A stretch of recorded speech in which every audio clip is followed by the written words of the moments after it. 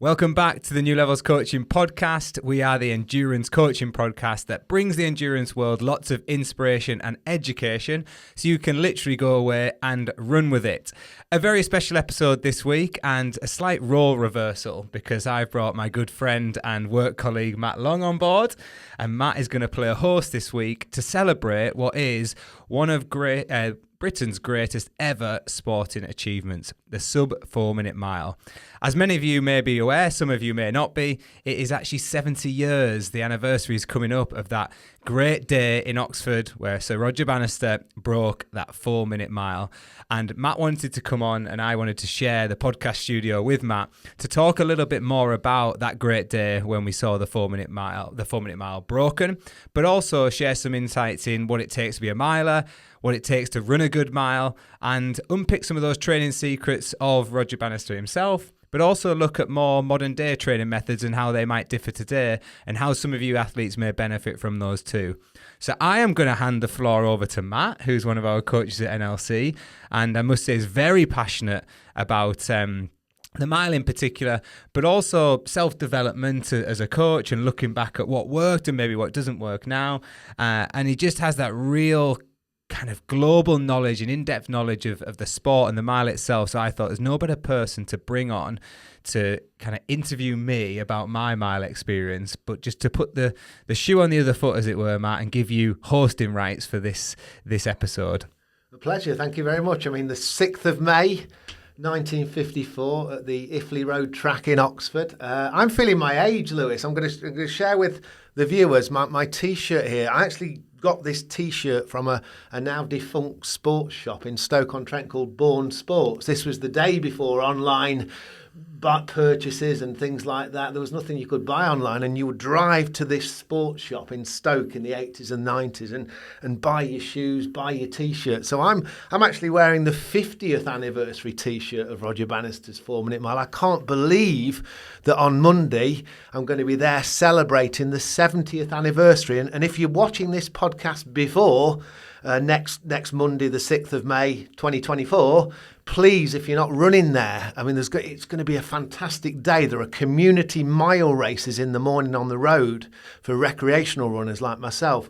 The British Milers Club in the afternoon, Lewis, are going to have some elite races on where they're going to finish at 6 o'clock, right to the hour, to the minute that Sir Roger did his achievement 70 years ago. They're going to try and break the 4 minute mile again. Amazing. It's going to be a fantastic day. So get yourself there. I believe there's going to be lots of legends there. Your mate, my hero Steve Cram's going to be there. I think Morcelli's going to be there. El Garouge is going to be there. El Garouge is coming Phil over. Bailly, they're all. We're going to have these stars that tend to have a reunion every 10 years or so. So it will be a great day in Oxford, whether you're running like me recreationally or whether you're not. I'm just part of a Midland Masters wave of runners. You know, we have the Midland Masters organisation for over 35s in the area. We've got our own little championship that Steve Cram's daughter, Josie Cram, is helping us organise. So I'm really, really looking forward to being a spectator and running. Nice. Well, I'm just a little bit, I guess, disappointed that I didn't get the invite, to the likes of Cram and Morcelli and El Garouge. But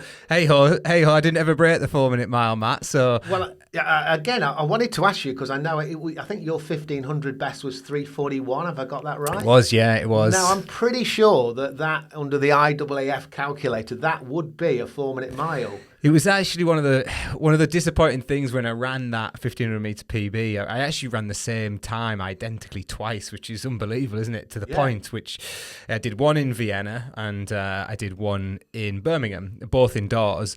I tended to be better indoors. I quite like the indoor surface. Might have been the conditions as well. You guaranteed conditions. Sure. Although if you speak to Gemma, she always used to say there was a bit of a wind, a bit of a draft down the back straight in Sheffield. Must have been that aircon. But yeah, that night I ran in Vienna in particular. I felt really strong and I'd paced the race well.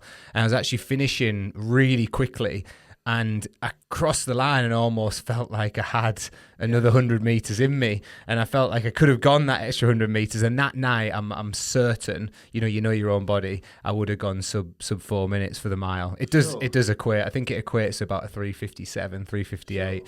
But unfortunately, we didn't get as many opportunities to run the mile then, but this is why it's such a good opportunity on Monday for people to go and run a mile or watch a mile and just be part of that experience. Interesting, isn't it? Because it's a slightly different demographic between us. I must be around about 15 years or so older than you. And isn't there that American organisation called Bring Back the Mile? Bring Back the Mile, yeah. Yeah, I mean, I had more opportunities to run over the mile. I remember my best, I think it was something like 4 minutes 43 at Blackpool. We ran down a pier at Blackpool, but it was a big thing and everybody wanted to run the mile. So I perhaps had the opportunities to run a mile on the track and the road that you never had. Did you ever run the mile? We did. So I've ran quite a few track miles, but I say I could probably count them on one hand, how many I did. And I ran a couple of rolled miles, but again, probably I would say less than 10 in my whole career, which, for American students, they might cover that in one season in America in the NCAAs, because they have the mile indoors, which is very popular. And I think it's something that we miss out on here in the UK, if I'm honest, especially, indoors where there's an opportunity there. If you take the 5K, for example, 5K is a discipline that we do outdoors, but indoors they do the 3K for men and women, and they compete over 3K at championships. Sure. So if they can do at the 5K, I've always thought, why don't we mix it up over 1,500? Especially because, as we're going to talk about, I think, Matt, today, some people come at the 1,500 from a bit more of a strength background. So actually, if you're in your winter training, it's actually a good position to be to go over a mile, which is just slightly longer, but it will make a little bit of a difference. Good benchmark for where you are in the winter. So I've always thought that, and I still hope that with Seb Coe and everything they're doing with World Athletics, that they might just start to reinvent athletics a little bit and bring back that mile a little bit more here in the UK. Brilliant. So we talked about your experiences over the mile. I've said a little bit about my experiences as a club runner, but what's your favourite mile? Then I'm wearing a T-shirt, and on the back of it, I've got all these signatures right the way from Sir Roger Bannister, all the way through from, Sir John Walker and Philbert Bailly, who I've mentioned, all the way through to, I think it was El Garouge, who last broke the world record, 343.13, I believe, in 1999. Interesting. It's not nobody's gone quicker in the last 25 years. Out of all those races or beyond, what's your favourite? What's the best mile you've ever watched? Not been in. Well, I think as a collective, the Oslo Dream Mile is just a great spectacle. I had the privilege of being there in 2011. It's brilliant, absolutely brilliant, and it's kind of a signature event, isn't it, in the athletics calendar? A couple of races stand out to me personally.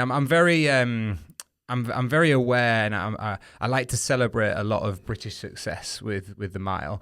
And I remember Andy Badley winning the Dream Mile very unexpectedly that year, and seeing a British athlete, when it's fair to say British middle distance running probably wasn't at its heights that it used to be, and he almost turned the corner for us, and I felt like that was a real stepping stone to what we see now. Around about 2009 that would be. Yes, yeah. But one of my other ones, which I think was really underrated, is a good friend of mine and a coach at NLC, Ross Murray, ran the Emsley Car Mile in the year that he went to the Olympics in 2012. Of course. And Ross had a storming run that day. He really did. And I think he finished as high up as second in that race. And he just, do you know when you just see a friend do something that you've always thought they were capable of? And they achieve it. That was his. And we've touched on it on a podcast before, Matt, where we said he actually had a bit of dip in form in mid-season, and he went away and did some more aerobic work, and he came back, and that was the first race he did off the back of that aerobic work. And boom, it was like arguably his best ever performance, which, so they're the ones that stand out. What I would say is I think sometimes the women don't get as much recognition over the mile for me because of that 4-minute barrier. There isn't necessarily a barrier for the women as such. The Diane Leather, I think. First sub 5-minute mile. Sub 5-minute mile, which was celebrated, but that they are getting closer and closer. 407. It's the Barber who's down there now. Wow. But I want to give a personal shout out to Laura Muir, because I think in terms of watching people as a 1,500 meters as a miler, I really like the way Laura runs. She's aggressive. Her cadence is brilliant to watch. Her style is brilliant. I think she's a brilliant role model. She's a fantastic person, and I hope in our lifetime we see the 4-minute mile broken by a female athlete. Wouldn't that be amazing? It would be amazing. Again, you mentioned Oslo and the Bislett Games. I had the privilege of going there in 2011. But my favourite is from there as well. I mean, so many, a handful of British athletes have won. I mean, Steve Ovett, Seb Coe, they swapped the world record off in Oslo. Peter Elliott, that mustn't be forgotten, Olympic silver medalist in Seoul in '88. He won the Dream Mile, as well as, I think you mentioned, Andy Badley. But my favourite was Steve Cram. I don't think you were born, or you might have been. 1985, July 1985. Wasn't born, yeah. And I remember we were on one of the Steve Cram training camps that you support and New Level support. And I remember Steve Cram saying it was so special because it was on BBC and ITV at the same time.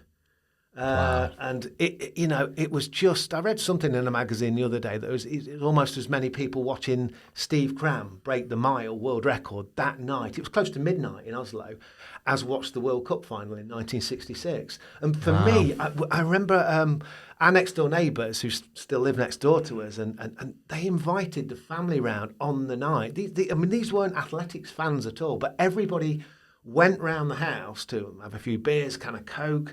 I remember a bowl of chips. It was all like it was an event. Yeah. And people, that was the era for me where athletics transcended. I mean, it had that transcendence into popular culture that the next door neighbours that didn't know anything about athletics wanted to stay up and watch an attempt, on the world record. Different era, fascinating era, and great times. Which, sadly, I think that, people like the Jake Whitemans, the Josh Kerrs, brilliant achievements, but they don't quite get the recognition that the Crammies, the Coes, the Ovetts got. No, I agree, and I think it was partly because at the time there was limited things on the TV, I guess. There was limited channels. I mean, I wasn't born at that time, and that's why when we say about what mile performances stand out, I obviously know about those performances, but I can't relate to them as much as you can, where you were there, you lived it, you breathed it, everybody was celebrating it together, and it was huge. Like, my parents still talk about it to this day. National event. Yeah, and we've celebrated, the Crams, the Coes, the Ovett era, that mile era where those records were tumbling. But I still find that, and somebody said this to me just yesterday, that the generation who remembered Steve Cram are slowly dying out because the people who were involved, like you said, at that time, the youngsters don't really remember that now. And there is video footage of it, of course. Steve's not that old. I hope he's not listening. Yeah. But then we're now creating our own memories off the back of that. But I was more familiar, I guess, the big ones for me that I can relate to that, which is nothing to do with a mile, was everybody staying up for Linford Christie to do the 100 metres, or everyone watching Paula Radcliffe. And we've just launched the Paula Radcliffe Marathon Academy this week, but everybody tuning in to Paula's marathon was kind of that same feel. It is, but I do feel like we've lost it a little bit, and maybe people like Keely Hodgkinson are bringing it back a little bit and getting that personality, and there's other people, but I feel like the bolts of the world, we need somebody who really pulls the sport to the forefront of every mind. Yeah, a big superstar. I mean, that's the great thing about New Levels coaching. Here we are talking about the mile in the same week as the Paula Radcliffe Academies is going live. It's that spread of distances, isn't it? We've almost got two ends of the spectrum in 1 week. Yeah, absolutely. Yeah, absolutely. You're right. Let's stick with Sir Roger then. Let's stick with him, because for me, he has to be the greatest in a sense, that because for me it was the mental achievement of going sub 4. Because physiologists were saying a human being will die. It's just not possible, And so for me, Sir Roger did pave the way for the Crams, the Ovetts, the El Garouges, the Morcellis, the Baillies, the Walker. So let's stick with him. And again, I'm looking for the commonalities between your experience as a former British champion at 1,500 metres indoors, world championship representative, because like him, like many of our listeners, Sir Roger was an amateur in the truest sense of the word. He was, he was a medical student at St Mary's. He managed to balance what limited training he did with his medical studies. and then maybe just for a short time for his career. So how did you manage to get to that elite level, representing Team GB abroad, World Championships, but you weren't a lottery-funded athlete, unless I'm mistaken, were you? No, absolutely not. And it's a really good point you make, Matt, because I think this is where there is a little bit of a confusion from, let's generalise the population here as we've got everyday runners who go out, they do it, it's their passion, it's their hobby, and they know that they're never going to be on that international scene or international level, but their achievements are just as great as anybody's, because I believe your achievements are all personal, and if you're running personal best, that personal best should be celebrated as much as anybody at the top level's personal best. Yeah.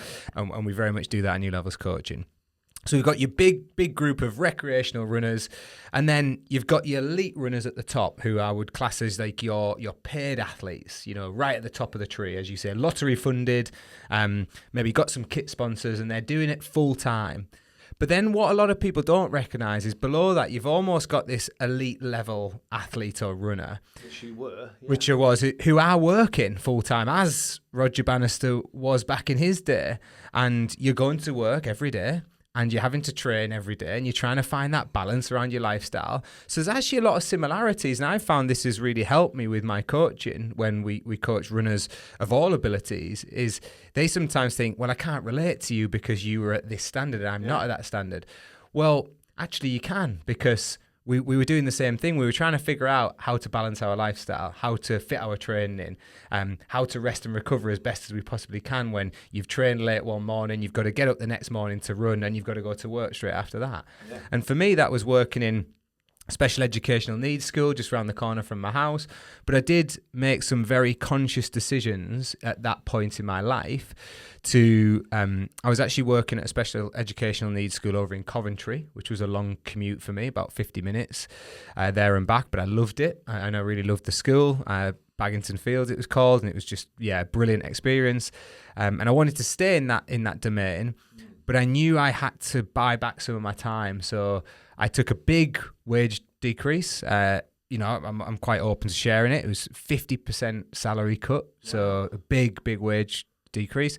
I was living off around about £1,000 a month, which I wasn't a student anymore at this point. I was full-time in work. Yes. So I sold my car. I got a job that I could walk to and walk back from. I could come home on a lunchtime. I could make my lunch at home. And I could be home for around about 3:45, 4 o'clock, and I could have a nap after work before I then went to training at 6 o'clock. And that subtle, but I guess it was a subtle change, but some big changes in there too, had a massive impact on my performance. That year, it just kind of skyrocketed for me. But you were, nevertheless, like Sir Roger, the commonality is you were both spinning plates, as I call it. Yeah. And again, it's fascinating. I mean, the listeners and viewers must be aware that Sir Roger, he trained. It was half an hour a day. He was studying, final year student at St Mary's Hospital in the winter of 53, 54, which is when the record went, May 54, wasn't it, as we said earlier. But he used to train with others. It was called the Paddington Club, and he'd go across to an ash track, a cinder track, as we call it. I bet you've never run. I have. My school had one, I was, and maybe that's why I got into athletics, because I had that access as an early introduction. Yeah, the cinder track. It shows you what can be achieved on. We're not saying to people here just train half an hour a day, but it shows you what can be achieved a little and often. And that's fascinating, really. So that's the first interesting thing that we've all got a commonality with Sir Roger, because back in those days, to be a professional, they wouldn't have had lottery funding, of course, but it was very much an era of what we call as sociologists, gentlemen and players.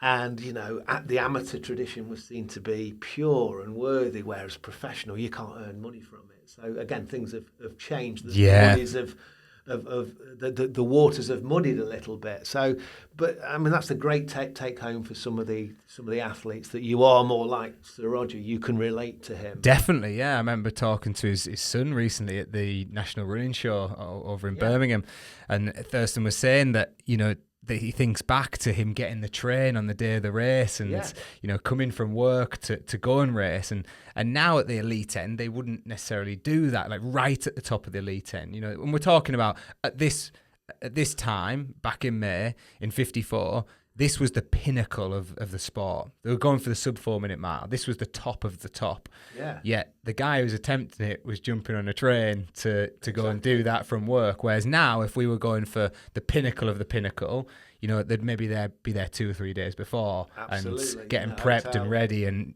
it's changed. The landscape's changed. Yeah. Yet we're saying it's changed a lot, but in some ways, is athletics not as popular as it was? So has it lost its simplicity? I don't know. That's just something to think about. Lots and lots of people there, you know, listening in will want to have a go at the mile. Maybe some will be running in, I don't know, British Masters Championships, Midland Masters, Northern Masters Championships, and perhaps the Junior Championships this summer. But, you know, to be a good miler, you've got to have a well-developed lactate system. You've got to be doing what we would call as coaches speed endurance work. Yeah. And that, again, has evolved because it was in its infancy when Sir Roger came about. It was people like Waldemar Gerschler that really revolutionised our thinking around interval training. This idea that you don't just go for a run, you break the run into constituent parts. Herbert Reindl was a physiologist that worked with Gerschler in the 30s and the 40s. So really, I guess Sir Roger is very much what we'd call as coaches these days, guided discovery. So what Sir Roger would do was things like 10 by, I was going to say 400 metres, but in those days it was 440 yards. So Sir Roger's interval training was very, very simplistic. It was very much like 10 by 440 yards on the cinder track at Paddington, as we've said. And he'd be running those repetitions, probably off a very slow jog recovery, maybe a lap or so. But he'd be running them in something like 66 seconds in the winter. And then as he got closer and closer to May 1954, the times would come down to around about 60 seconds. So his improvement wasn't by varying the session very much. It was just by running a bit quicker. What are your thoughts on that? And how does that compare to what you did, your go-to sessions?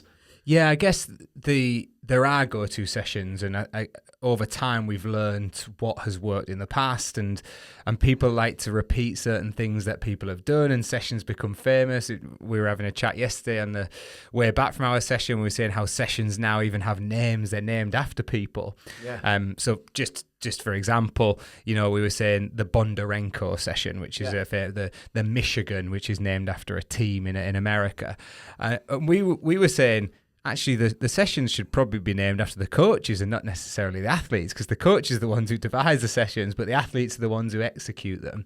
And they do become famous, and we've learnt from the era of Bannister, you know, repetitions of 400s or quarters, they call them in America, quarter miles. They are very good, and I guess if you unpick it, you think, well, they're good because they tap into the right energy system that you were talking about, Matt. So we can sustain a good effort for 60 seconds. We can work on that speed endurance. Whereas actually, if you tried to run for 3 or 4 minutes, you're looking at more sort of VO2 max or aerobic work there. So the intervals have got to be broken down. And I guess the most important thing is those interval sessions have to be specific enough to the event you're going to do, in this case, the mile. So race pace specificity. Absolutely, absolutely. But there are certain sessions that you do like to repeat, and I think there's a couple of reasons for that. Let's take, you know, there's a classic 10 400s off a minute. Yeah. And I would do that in the winter, and sometimes I would do that 10 400s off 90 to start, but that 90 would be more of an active recovery, and the reps would be a little bit slower. And like a float or a jog recovery. Exactly that. Got you. And eventually that would come down to 10 by a minute off a standing passive recovery. So I'm trying to get the heart rate to drop down, which is going to allow me to run faster. So it becomes a little bit less aerobic and a very much more speed endurance, looking at running that mile pace and building the lactic up in the system. But what it did give you, if you repeated it, and I did repeat it, 10 by 4, is a measure of have you improved as Roger Bannister had. And I remember doing that session and getting real confidence. I averaged sort of 63.2 to start with, then it came down to 62, and then by the end I was down to 60.8 average.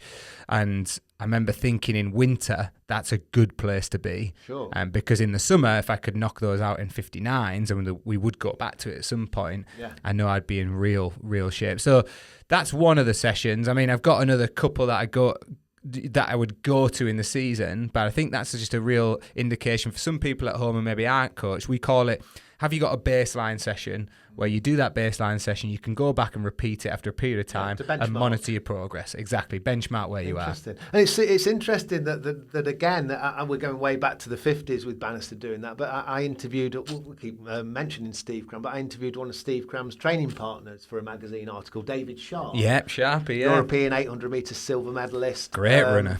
In 1990. And he was saying that the work that he did with Steve and Jimmy Headley, their coach, was very much not dissimilar to Bannister in a way. It was very much the 10-400s or the 12-300s.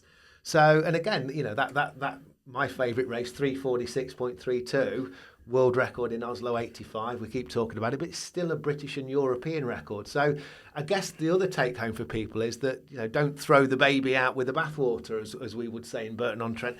There's lots of stuff that Sir Roger did and the people like Steve Cram did, even though it was decades ago, is still relevant today. Would you agree with that? Yeah, 100%. And I sit down with Steve to this day and say, what did you do?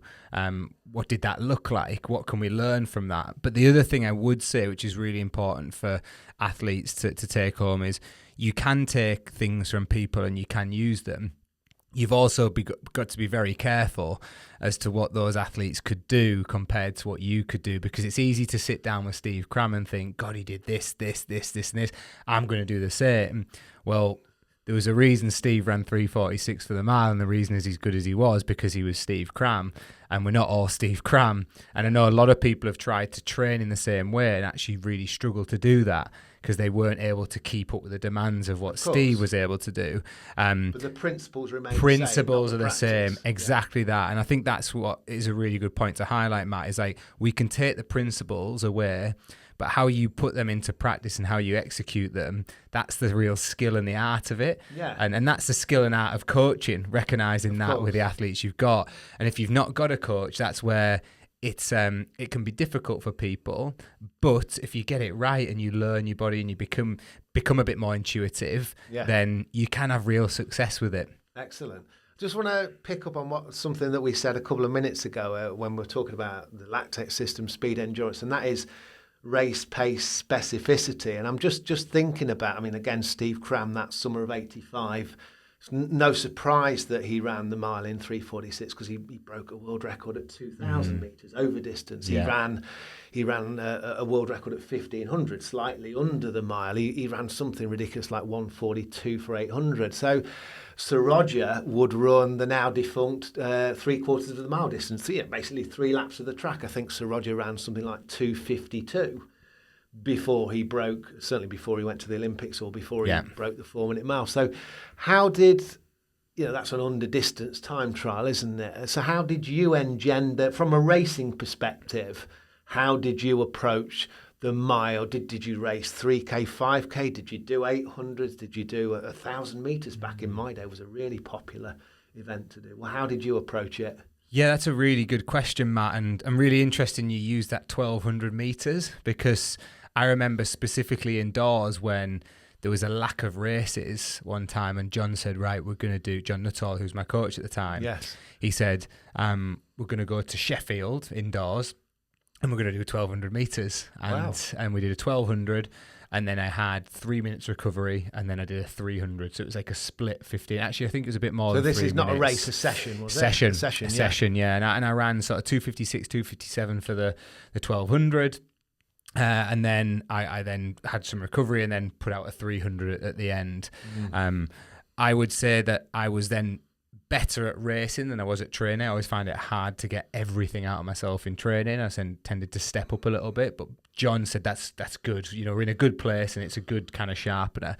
But before races, what I tend to do, really, that was very much in like the build up, but I was very, very much an over distance kind of guy. So I'd usually start my season with something 3K, 5K, but more 3K when I was racing the mile or 1,500 specifically.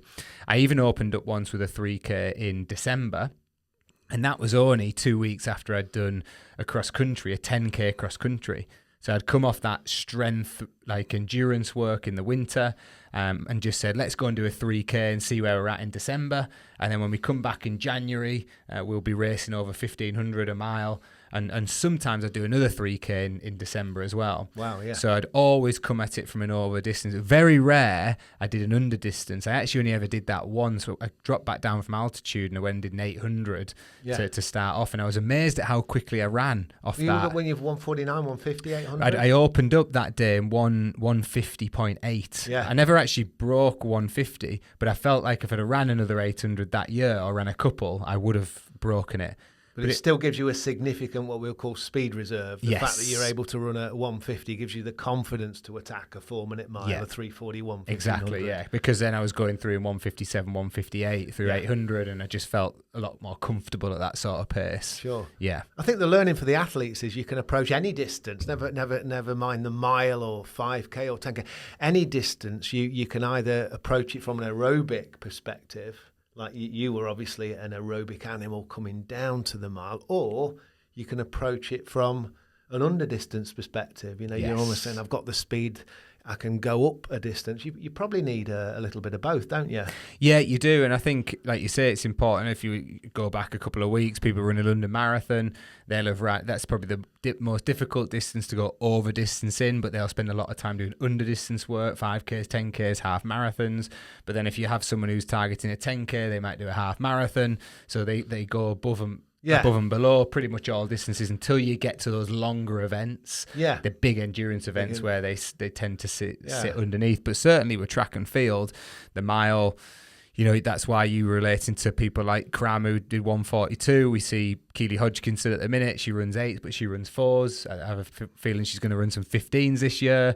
And similar with the 15 girls, at the minute you see Laura Muir cracking out a great 5K on the track as well. So I think it's because it lends itself, particularly the mile.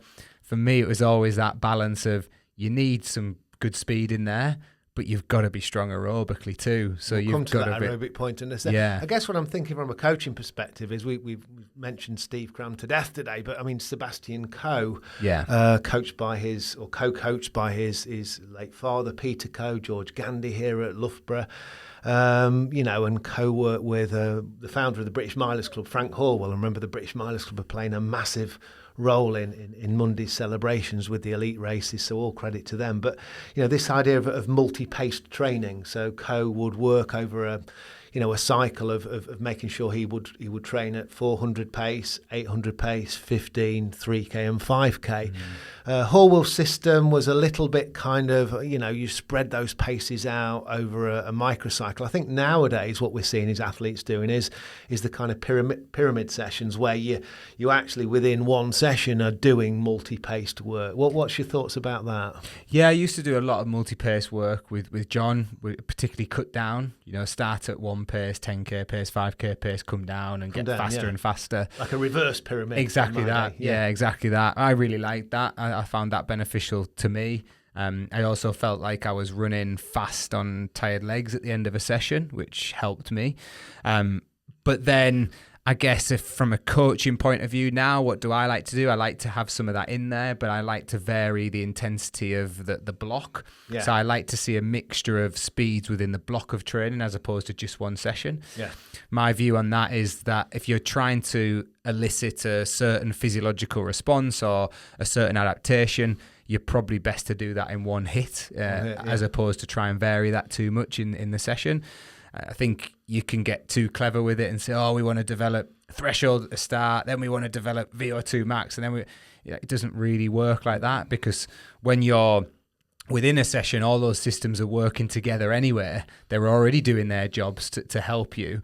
So synergetics, I think. That's a good word, isn't it? It's a posh word, Matt. Yeah. Synergetics. They're working in synergy with one another. But I think the easiest way to explain it to our audience, and the best way I've heard it explained, and I go back to black and white, is if you're going to train something, then just train it. Don't try and overcomplicate it. You know, if you want to improve your speed, then do some speed work. Yes. Don't try and throw aerobic work on the front and then some speed work, because you'll actually take away from the speed work. Yeah. And we see that a lot with endurance runners. They think, oh, it's not enough if you just give me that speed work. I need to do more. Yeah. But if you do more, then you're going to take away from the one thing that you're trying to improve, which is the speed work. So I think it's not being afraid to vary your training and add those different intensities in there and those different speeds. Yeah. And I would say the one of the biggest mistakes, or the most common mistake we see with people when they come on board with New Levels coaching, is they've not done that. They've ran one paced a lot of the time, and they go out and it's because a lot of the time they don't understand what to do or don't know what to do, and that's fine. So they fall into the trap of just doing a lot of one paced work. Yeah, pace lock, I think we call it, which has its benefits. Does, to be able to absolutely, lock in a pace for a yeah. marathon or a half.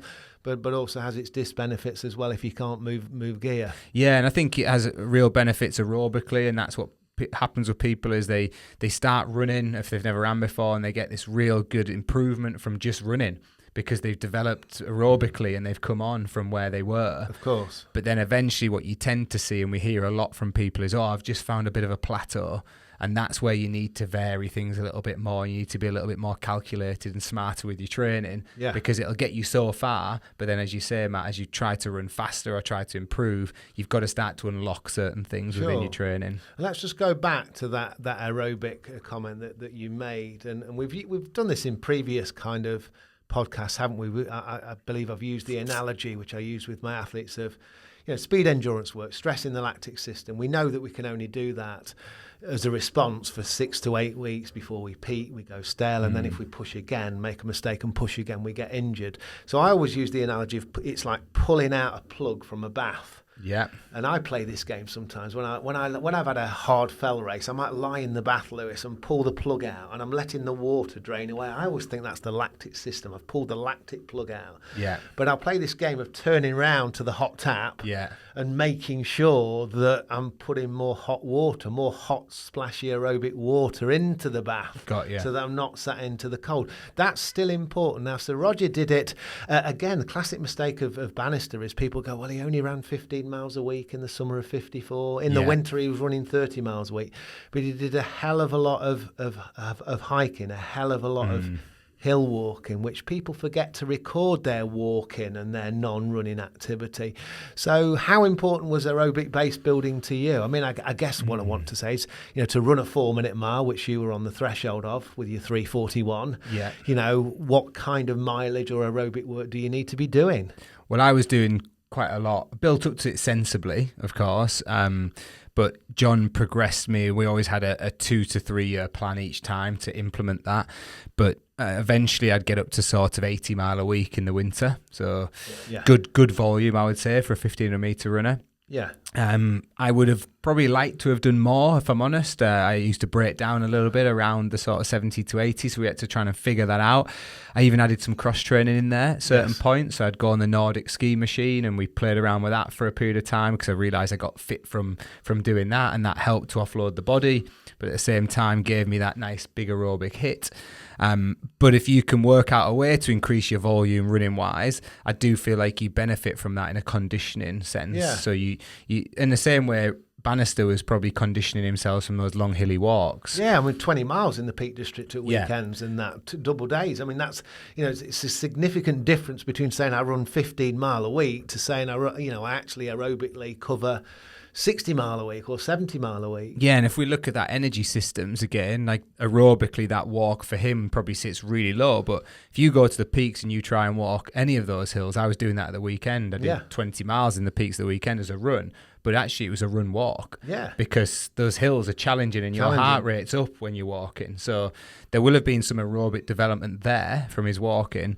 But there'll also have been some big strength gains. You use your calves a lot when you're trekking uphill. You're using your glutes. Like if you're descending, you're eccentrically loading the quads, and the hamstrings are taking a little bit as well. So there's all those factors to consider where he was probably developing a lot more than he thought from that walking being in there. So it's not being afraid to see different modalities of training, not just the running, that could help you develop aerobically, particularly if you're struggling to increase that volume. Yeah, and I think that's a development from the 50s, from Sir Roger's day, that cross-training, and with the triathlon culture, we've learned that you can get aerobic gains from cycling and swimming as well. That wasn't there in Sir Roger's day. So I think for me, the big take home for people is don't make the mistake of reading a schedule that Bannister did and thinking HIIT training's the way forward for the mile.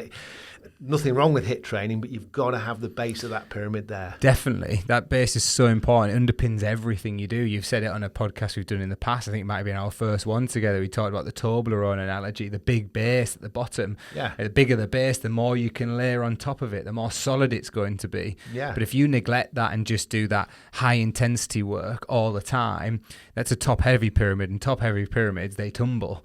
And they will fall to pieces. Yes. So it's really important to build that base and not neglect it. Not neglect the speed either, because that is important. But predominantly, the 1,500 metres the mile is still an aerobic event. Absolutely. And I guess the final question I want to touch on, the final theme, is we've had podcasts around deloading, regeneration. Let's call it the good old fashioned taper. I mean, famously, for his supreme effort in May 1954, Sir Roger took 5 days of passive recovery. That's without any shakeout runs, as we call them. Probably a little bit excessive by today's standards. I mean, it might be excessive if for people running the London Marathon the other week. It's hard enough to get our own new levels coaching athletes to take that amount of passive recovery. How did your taper, or I guess I'm asking you with your coaching hat on and your athlete, how did your taper for a mile, if you had one, differ from what it would be for a big trail race, which you've also done in more senior years? What's the difference? Yeah, I'm gonna put my coach's hat on first here, because I think personally, from my years of experience as an athlete and now my years of experience as a coach, the biggest single factor that affects the taper is psychological. It's very, very rare that you're trying to achieve anything in that taper that's going to help you on race day other than I'm freshening up to race. Yeah. The work has been done. It's in the bank. The fuel's in the tank. You've done it all. And I'm talking in kind of the last week to 5 days. That's probably why Bannister did take 5 days off and it didn't affect his performance, because it was done. It was done. He was just freshening up. Can psychologically you handle that as an athlete? If you can't, then you need to think about how you structure that taper. And that's what it comes down to. For me as a coach, I've got to work with the athletes in front of me and think to myself, what is going to help them to get the best out of themselves on race day? Yeah. Whilst not overdoing it, because that's the key. Is like, if people overdo it, that's the one thing you can do. You can overdo it. I'm not necessarily sure you can massively underdo a taper, if I'm honest. I've heard extreme examples of people. There's a story about a marathon runner, Alex Haynes, one of our coaches, talks about it a lot, where someone had been involved in a car accident and didn't train for like the last 10 days and did like one jog and was still in pain, and then medalled at the Olympic marathon. Like, wow. Didn't run for almost 10 days. Like, can you underdo a taper? Or actually, are you just super fresh? Steve Cram, I know we've mentioned him a lot. Yeah. He'd better thank us for this after if he's tuning in. But he tells a story. He used to take 48 hours, 2 days, fully off. But then if I put my athlete's hat on, and I guess keep my coach's hat on partly, you can only do that so many times in a season before you stop in training. So you've got to pick your races carefully. And this is where marathon runners benefit, because they get the marathon once. Yeah. They know when to taper. 1,500 metre runners, you might be racing every week. You allude back to the nights of the mile records going, the 15 records going, the 2K records going, all those records are tumbling. I think Cram set, was it 3 records in the space of 10 or 11 days at one point? Something like that, yeah. So how can you taper for every race while still maintaining your training qualities? Yes. And that's one of the considerations we've got to make. So I guess the take home for the listeners here is to always disaggregate between your goal races and your process races. Absolutely. Like, which one of those, and I would say in that period of time, and this is what I would encourage people to do who are running the shorter distances, particularly 5K and below, is not necessarily see it as one race, but see it as, when am I aiming to peak in the season? What period of time? Have I got a 2 or 3 week window there when I can hit a few different races, but I really want to be at my peak? Because I believe that's what Cram did there. He was in peak condition. He raced relentlessly, got the results, and then he probably went back away and went back to training after that. Back to his aerobic base, yeah. And we see that a lot, whereas I think that's a big mistake people make, is they don't actually map it out and say, I want to peak here. You know, we see it with parkrun, and particularly with 5K. People just expect to show up every week and run a 5K PB, but they've not mapped it out, and they've not targeted a specific time of the year to do that. Even consider things when the weather might be better, when the surfaces might be better on the ground. So I think that's a big takeaway for our listeners. Like, when are you aiming to peak? It doesn't necessarily just have to be a race. It could be a period of time as well that you look at. Yeah, there's different models of periodisation, and block periodisation is one of them. I often feel that some athletes almost feel that they're a bit like Premiership footballers, that they've got to perform over 42 matches in a season at the same level, and you can't really do that as a runner, can you? No, absolutely not. It's just, I just relate it to real life, and again, go back to black and white. Do you feel the same every day when you wake up? Do you feel great every day? No. So how the hell do you expect to feel great every time you race? Yeah. It's just not life. It's just like not how it works. Right. Like, some days you're going to feel amazing. Some days you're going to feel okay, and some days you're going to feel rubbish. I like that law of thirds that a lot of people relate to, particularly with goal setting, but I like it for races. Sometimes you have those days where it just doesn't go your way, and that's fine. Yeah. Learn from them. I think in coach education discourses, we call it windows of opportunity. It's knowing when those windows are open and when they should remain shut for me. And there's something a little bit frustrating about that as an athlete, because sometimes you go to a training session and you realise, I am on fire here. Yeah. You know, that window is open right now. And I would say to people, don't be afraid to adapt at that time. If you feel like you've hit a bit of a rosy spell, you know, and things are just clicking, you might need to bring things forward a little bit. It might be that you're just in that a great friend of mine, Gareth Turnbull, who's a brilliant 1500 metre runner, Irish international, 3:36, I believe. He said to me, strike while the iron's hot. Yes. You know, if the iron's hot, get to work. Because it soon goes cold. Yeah, so again, it's the kind of work we do with Final Surge. It's having that schedule, having that plan, being proactive, but also being flexible and reactive and adaptive enough to tweak things, really, being responsive. And that's the job of a coach, isn't it? Yeah, it is. And it's difficult to do if you're not a coach and you don't necessarily understand that. But hopefully these podcasts and listening in and learning from us and us giving you a bit of an insight helps you to think about it a little bit differently and maybe try it, because that's ultimately what coaching is. And that's what we do. We try things and some things work, some things don't. I don't see it as failure. I see it as learnings. We learn along the way. And don't be afraid to fail and learn. So one of the key messages from Paula, actually, with the Academy, again, linking the mile to the marathon here.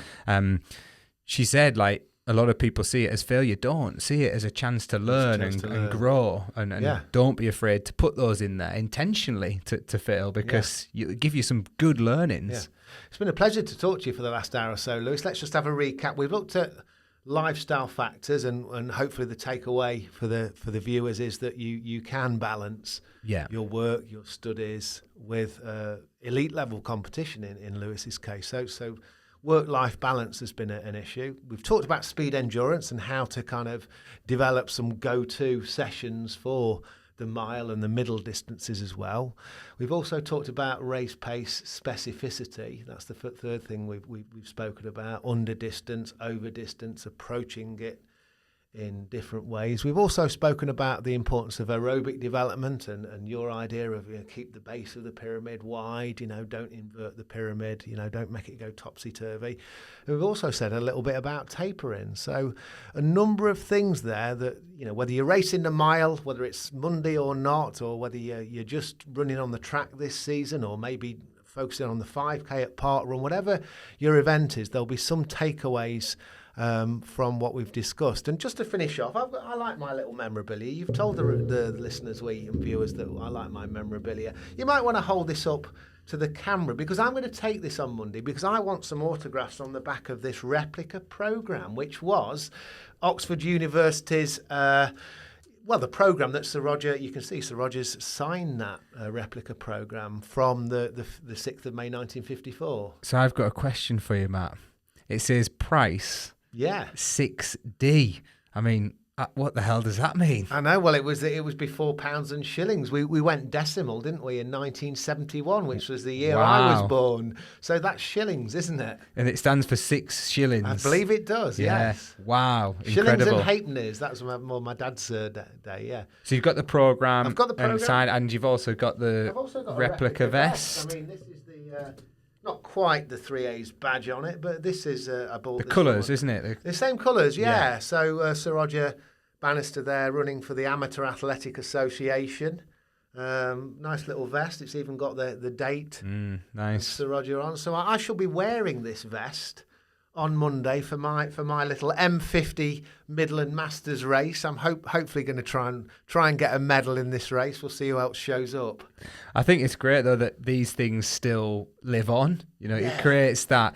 The aura around it is such a big. I think it was voted, wasn't it, the greatest sporting moment of the century. Yes, I mean, when you think about the great sporting moments, I mean, you love your boxing as I do. Ali versus Foreman in the Rumble in the Jungle, but for that to be, I think it was definitely voted the greatest sporting achievement of the 20th century. It was kind of where we're at with the sub 2 hour marathon. I think it was what everybody thinks is impossible until it's done, and that's again a quote from Paula. It's like everyone does think it's impossible until it's done. And I think the wonderful thing about it is I'm visiting my 92-year-old relative in hospital at the moment, and I mentioned this to him, and he was actually early 20s, 22.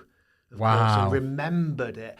And as I was explaining what I was doing in this podcast, and it's the 70th anniversary, I noticed that every other bed around, everybody's ears had pricked up. Everybody was chipping in. The bloke behind me, the bloke across from him. Oh, I remember that. That was great. And it's that kind of notion of transcendence. There are only a few things in our sport, like Crammy in 1985 and the bowl of chips and everybody tune in, like Sir Roger. There's only a few moments in sport which really bring everybody together.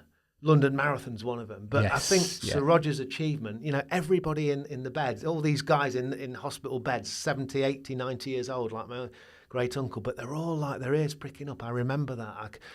That's what I remember. They weren't athletics fans, but they were Sir Roger Bannister fans. And I think that's why it was so important for us to do this podcast. Because if we continue to celebrate it as generations, the memories live on. When you tell the story, it feels like you're there. You get that feeling of, oh God, what was it like on that day? And still, when we talk about it, like you said, Josie and the team done a great job, and I stay in touch with Josie Cram, Steve's daughter, to this day. But when I met at the National Running Show with Josie and was talking to Thurston, and they were talking about the day itself and how his dad would describe the day to them, and still almost gives you goosebumps, doesn't it? It does, doesn't it? I'm glad we've been able to do this and talk about it, because I think it just does keep that memory alive because it is slowly drifting further and further away. Before it'll be 100 years of the 4-minute mile, which is crazy. Absolutely. And at that point in time, people might not be able to say, well, I was there. I was there. But right now, the generation are still here,